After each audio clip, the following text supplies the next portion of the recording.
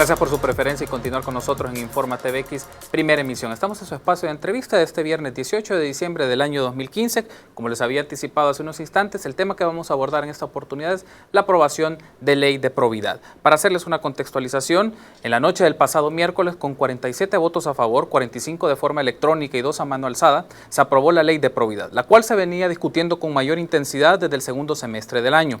Los partidos FMLN, Gana y PCN brindaron sus votos para la aprobación, pero Arena votó en contra de la propuesta y el PDC se abstuvo. El dictamen 20, que contenía el proyecto de ley de probidad, finalizó su estudio en la comisión a inicios de la tarde de ese miércoles y luego fue aprobada en la noche en el plenario. Para ver los detalles de la composición de esta normativa aprobada hace un par de días por la Asamblea Legislativa, nos acompaña la diputada Jacqueline Rivera del FMLN y diputada de la Comisión de Legislación y Puntos Constitucionales. Bienvenida, diputada. Gracias por su tiempo y estar con nosotros en Informa TVX. Muchas gracias, Carlos, y un saludo a la audiencia de este bello canal. Gracias, muy amable por su tiempo y estar con nosotros. Creo que es importante este espacio para aclarar y poner en perspectiva crítica de nuestros amigos y amigas de la audiencia de lo que se ha aprobado en la Asamblea Legislativa respecto a la ley de probidad. Y justo me gustaría iniciar con esto, diputada Rivera. ¿Cuáles son los elementos primordiales que ofrece esta ley de probidad a la investigación en el patrimonio de los funcionarios públicos, considerando que las normativas, en el caso de la ley de enriquecimiento ilícito, databa de los finales de los años 50, entonces ha pasado mucho tiempo y esta ley se había quedado obsoleta a las circunstancias actuales? Bueno, mira, hemos aprobado un instrumento que, como toda ley, es perfectible en el tiempo. Nada es perfecto. En la medida que va evolucionando la sociedad, y las leyes se van mejorando. Hoy hemos aprobado una ley que, a mi juicio, agrega 4 cosas que no tiene la actual ley. Y después quizás vamos a evacuar las dudas que surgen en las redes sociales, que vale la pena explicarlo. En primer lugar, tenemos una ley que le da facultades a la sección de probidad por ley. Actualmente la ley de enriquecimiento ilícito no le da facultades a la sección de probidad, sino que es una función que le atribuye a la Corte en pleno. Es decir, la Corte le quita o le da facultades. Si ustedes recuerdan, en el año 2005, cuando la sección se atrevió en esa época a querer investigar o verificar la información que se había presentado de toda la administración de Francisco Flores, la Corte en pleno por mayoría le quitó esa facultad y la anuló. Hoy en la ley se dejan establecidas las facultades. En primer lugar, que puede verificar la información, que puede constatar si lo que le han dicho existe o no existe. Puede iniciar investigaciones de oficio, es decir, puede incluso pedir información a cualquier persona natural o jurídica.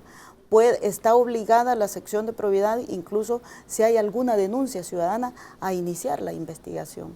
Eso es un punto que a mi parecer, no obstante que la sección por constitución va a seguir dependiendo de la Corte Suprema de Justicia, pero este es un dato muy relevante que le da más autonomía. Segundo aspecto es que se regula y que la actual ley no tiene. La actual ley de enriquecimiento ilícito inicia un juicio civil de enriquecimiento ilícito, pero ese juicio civil de enriquecimiento ilícito solo se circunscribe a aquellos bienes que el servidor público incrementó producto de habérselo robado a la hacienda pública. Es decir, si el incremento patrimonial no tiene como fuente haber robado al Estado, no habrá juicio de enriquecimiento ilícito, según la actual ley. Nosotros hoy hemos incorporado en la ley de probidad un procedimiento especial. Lo amarramos con la ley de extinción de dominio. Si ustedes se recuerdan, allá por el año 2012 aprobamos la ley de extinción de dominio que establece procedimientos para que el Estado pueda traer aquellos bienes cuyo incremento no se pueda justificar, más allá si la fuente es narcotráfico, crimen organizado, lavado de dinero, soborno, dádiva, todo lo que tiene que ver con aspectos de corrupción y de criminalidad. Eso significa que el juicio civil de enriquecimiento ilícito con la ley de probidad se amplía. Eso es mejor. Es mejor que porque un servidor público puede ser que no administre recursos, pero puede ser que haga tráfico de influencia, puede ser que participe en negociaciones ilícitas, puede ser que haga contrataciones irregulares como lo que sucedió en CEL y en ELOS, es decir, que no necesariamente administrar recursos del Estado te pueden poner en una posición de enriquecerte, sino que hay otro tipo de actuaciones que puede dar lugar.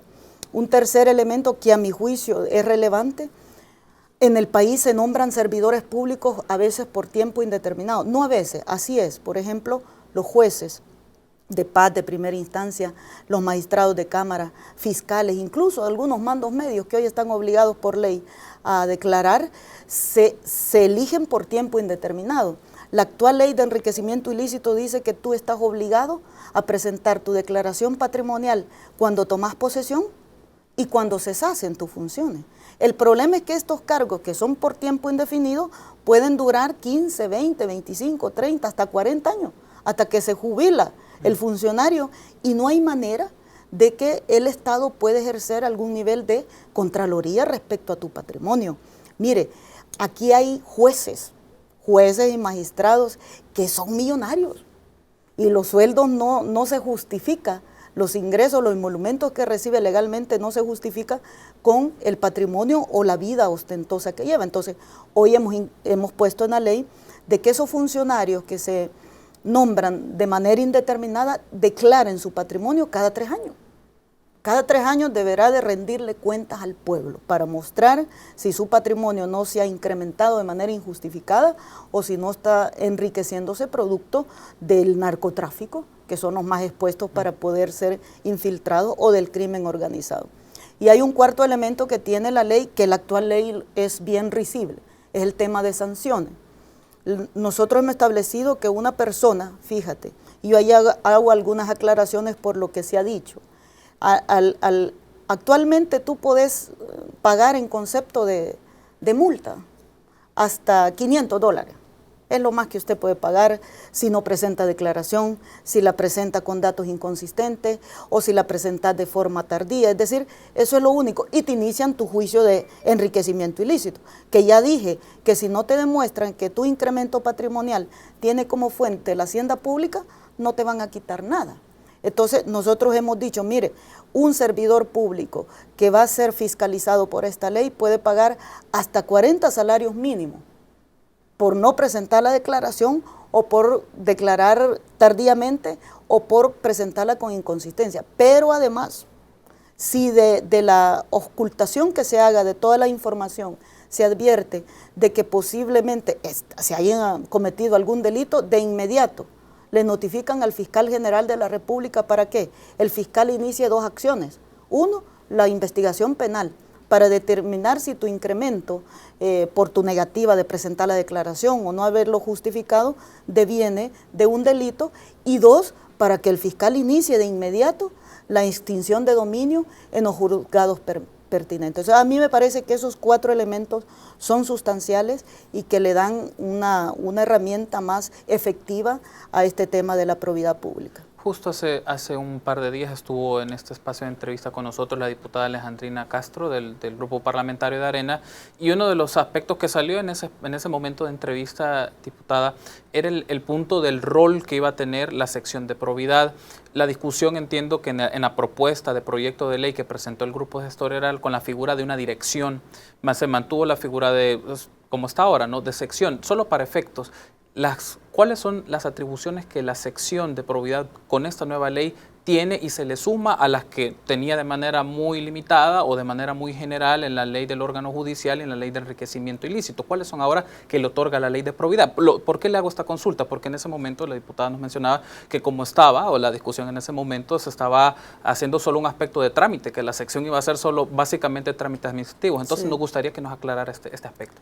Bueno, en primer lugar aclarar que llamarle sección o dirección, sus facultades no se diferencian, porque al fin y al cabo sigue dependiendo de la organización de la Corte Suprema de Justicia, del órgano judicial. Sí. O sea que el cambio de nombre no tiene ningún efecto respecto a sus facultades. Al contrario, hoy la sección de probidad tiene facultades que la actual sección con la ley vigente no tiene. En primer lugar, la actual sección no tiene facultades por ley que le permitan que a través de una denuncia inicie un procedimiento.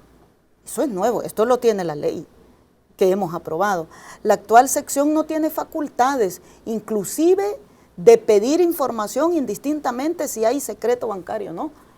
Esto que hemos aprobado sí los tiene. Es decir, si alguien quiere asombrillarse a que no va a develar las cuentas de ahorro haciéndose, digamos, o protegiéndose en la ley del secreto bancario, no hay esa posibilidad. Hoy la sección de probidad tiene, fíjate, inclusive las facultades de pedirle información respecto al patrimonio que está investigando a cualquier institución pública. Y si esa institución pública no lo presenta, lo puede sancionar. Actualmente la sección no la tiene. Entonces yo pregunto, ¿esos son más facultades o menos facultades que la que tiene? Yo creo que la discusión allí se circunscribió de parte de Arena, a mi juicio, bastante sin argumento, en el hecho de que la sección de probidad es la única instancia a investigar sobre tu patrimonio que declarás. No habrá otra.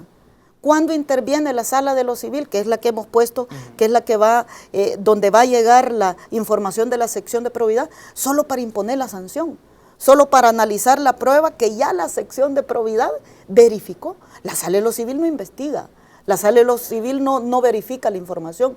La única instancia encargada por ley a verificar si lo que se le ha expresado en ese documento que se llama declaración es real o es falso, es la sección de probidad.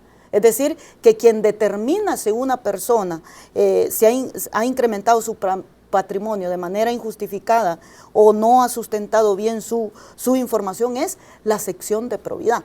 Hay algunos que cuestionan y dicen, mire, ¿por qué no lo hace la Corte en pleno? ¿Por qué la sala de lo civil? Y hay argumentos que no son válidos. El artículo 240 de la Constitución, inciso tercero, para ser específico, dice que la Corte Suprema de Justicia tomará las providencias para comprobar y verificar el patrimonio de los servidores públicos. La Corte Suprema de Justicia, no dice la Corte en pleno, como se ha querido hacer ver que es una facultad que se le da a la Corte en pleno verificar eso, no. La Corte Suprema de Justicia tomará las providencias. Así lo dice en los artículos que se refieren cuando dice que la Corte Suprema, ante la Corte Suprema de Justicia se van a interponer los recursos de amparo. Y al final la Corte, ¿a través de quién ve los recursos de amparo? A través de la Sala de lo Constitucional. Entonces, ¿qué hemos dicho nosotros? Mire, la Corte Suprema de Justicia tomará sus providencias para verificar la información de las declaraciones a través de la sección de probidad y a través de la Sala de lo Civil, que son parte de la Corte Suprema de Justicia. Entonces, creemos nosotros que, en primer lugar, existe la posibilidad de que los procesos sean rápidos. Sí. Mira, hoy tenemos procesos, ¿desde cuándo data la ley? De 1959. ¿Cuándo se creó la sección de probidad? En 1992. ¿Cuándo le suspendieron la Corte la facultad de la sección de probidad? En el 2005. ¿Cuándo se la restablecieron? En el 2014. Con esta ley de probidad, ninguna de esas irregularidades va a poderse repetir en historia de El Salvador, porque le estamos dando a la sección mayor autoridad, mayor independencia, aunque digo, queda un debate abierto para el futuro, porque la sección de probidad sigue dependiendo de la Corte Suprema de Justicia. Y entonces allí en un determinado momento van a haber conflicto de intereses, solo lo dejo planteada. Los magistrados de la Corte declaran su patrimonio ante la sección. La sección declara su patrimonio entre los magistrados de la Corte. Sí. Entonces dice usted, ¿cómo el patrono va a sujetarse a su subordinado? O cómo el subordinado va a vigilar al patrono. Pero ese es un tema de reforma constitucional que en el futuro tendremos que iniciar ese debate. Tenemos que hacer una pausa para el primer bloque de entrevista, pero en la segunda parte me gustaría que hablemos un poco, diputada, de esta relación de la Sala de lo Civil respecto a la tarea de la sección de probidad de la Corte Suprema de Justicia y también las reacciones que se han dado en estos últimos momentos, particularmente el grupo gestor, si le parece. Con gusto. Vamos a hacer una breve pausa y volvemos al segundo bloque de entrevista de Informa TVX, primera emisión. Volvemos.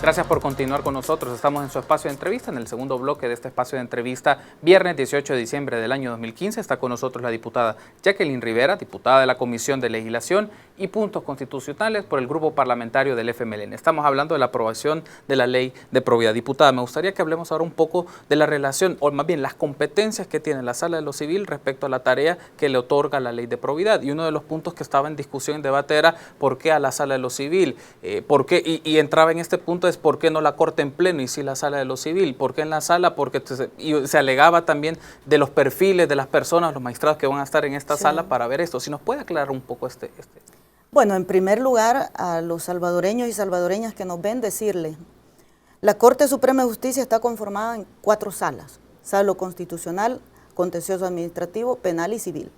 La única sala que nombra la Asamblea Legislativa para 9 años es la Sala de lo Constitucional. Las otras 3 salas las configura la Corte Suprema de Justicia cada año. Es decir, que los magistrados que durante este año, por ejemplo, han estado en la Sala de lo Contencioso, a lo mejor el siguiente año pueden estar en la Sala de lo Civil o a lo mejor en la Sala de lo Penal.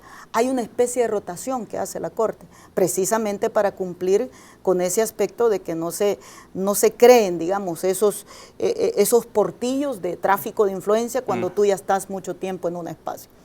¿Eso qué significa? Que si la Corte es la facultada para configurar la sala, yo pregunto, ¿y cuál es la desconfianza? Si quien pone a los magistrados es la Corte Suprema de Justicia.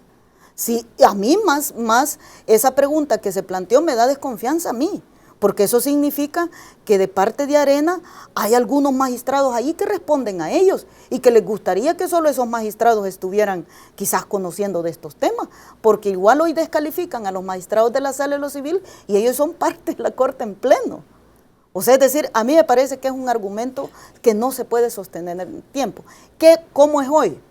Hoy la sección de probidad no hace la verificación, sino que es la Corte la que le dice lo que tiene que hacer. Fíjese qué incongruencia. Entonces la sección le manda a la Corte un expediente. La Corte en pleno, ojo, y lo digo con conocimiento de causa, la Corte en pleno no verifica la información.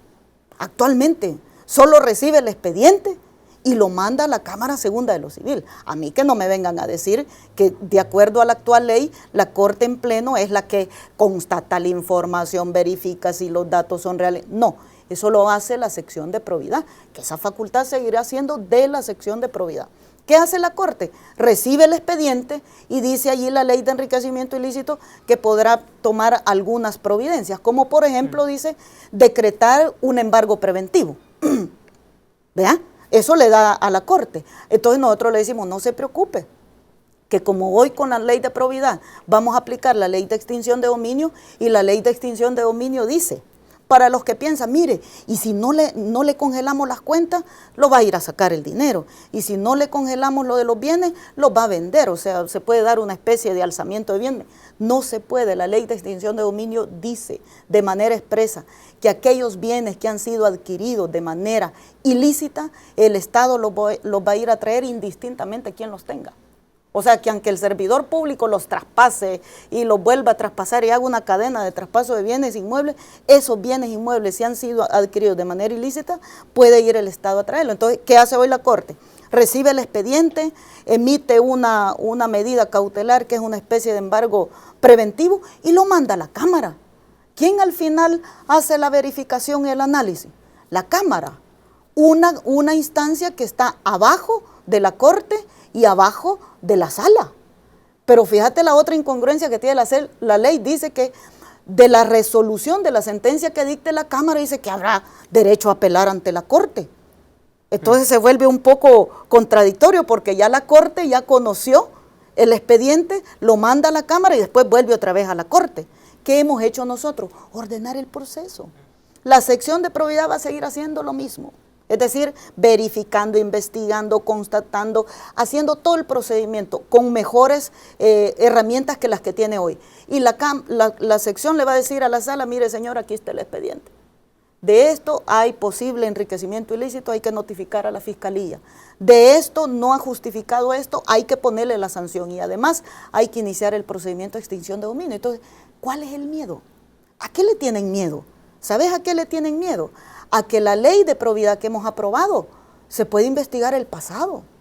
Y el pasado, ¿y sabes por qué se puede investigar el pasado? Porque la ley de extinción de dominio es retroactiva. Y si hoy los juicios de enriquecimiento ilícito ya no se van a circunscribir solo a la defraudación de la hacienda pública, sino a otros incrementos, y a donde va a ir el juicio es algún juzgado de extinción de dominio, significa que esa investigación se puede hacer hasta el pasado. A mí me parece que ese es el miedo.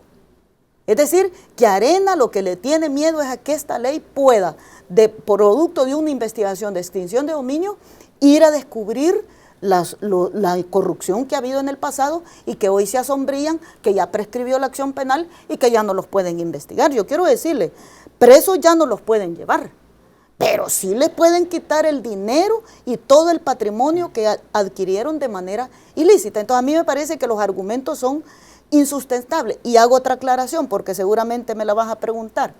Se dice que con esta ley es para que ya no se siga investigando lo que ya está investigado. No, la sección de probidad va a seguir investigando todo lo que está investigando. Esta ley no le inhibe a eso. ¿Qué es lo que nosotros hemos dicho?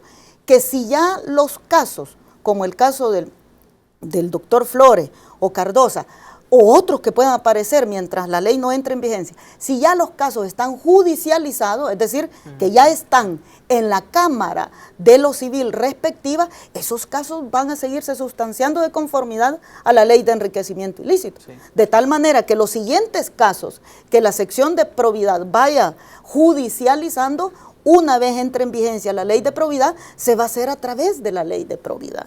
O sea, es decir, que no hay por qué tener ni estar sosteniendo argumentos que esta ley tapa la corrupción, al contrario.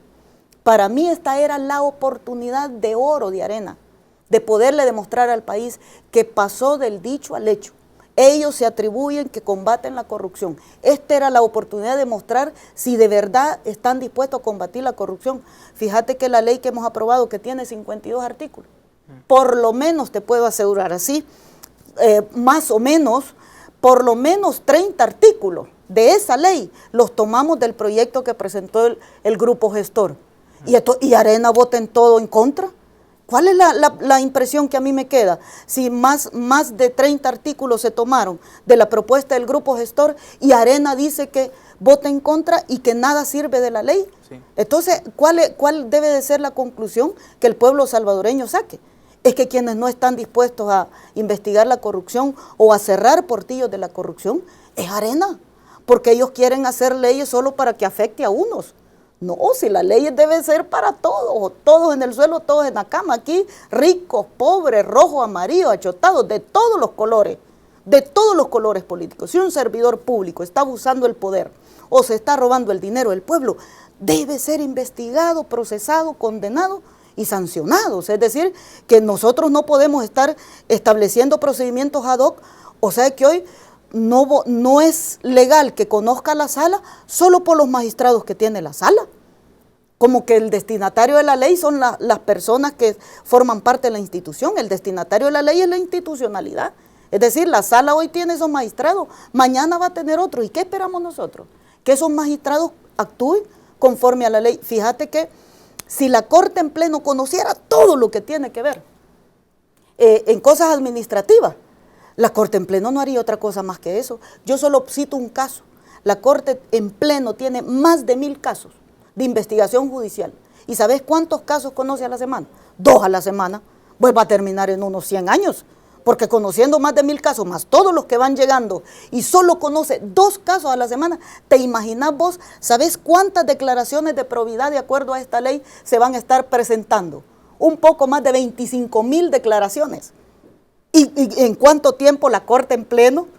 ¿De cuánto tiempo va a disponer la Corte en pleno para poder verificar esa información? Por eso es que le hemos dado la facultad a la sección de probidad. Y eso para cerrar aquellas prácticas de que o me voy al Team Marín de Dopingüe, o este es más feo, este no me gusta, este investigo, este lo hago. No, aquí todos por igual. Aquí no se trata de seleccionar que este caso es el que hoy puede pegar porque es la coyuntura y este otro caso mejor mañana, sino que hay que aplicar la ley. Sí. Quiero hacer una mención, diputada, a propósito de las reacciones que se han generado en los últimos minutos, bueno, pues desde el momento de la aprobación, particularmente el grupo gestor ha reaccionado y están solicitando el veto presidencial. Sí. Mencionan entre algunas de las, de por qué esta reacción es que las facultades de la sala asume mayores facultades la sala de lo civil en lugar de la Corte en pleno, que ya algo nos ha mencionado usted sobre esto. También se suprime por completo, es lo que se menciona, el juicio civil por enriquecimiento ilícito y no se reúnen los elementos suficientes según los compromisos internacionales. ¿Cuáles son las reacciones que le merece ante esta contraargumentación del grupo gestor? 1. Hoy sí cumplimos con los convenios internacionales, porque la ley de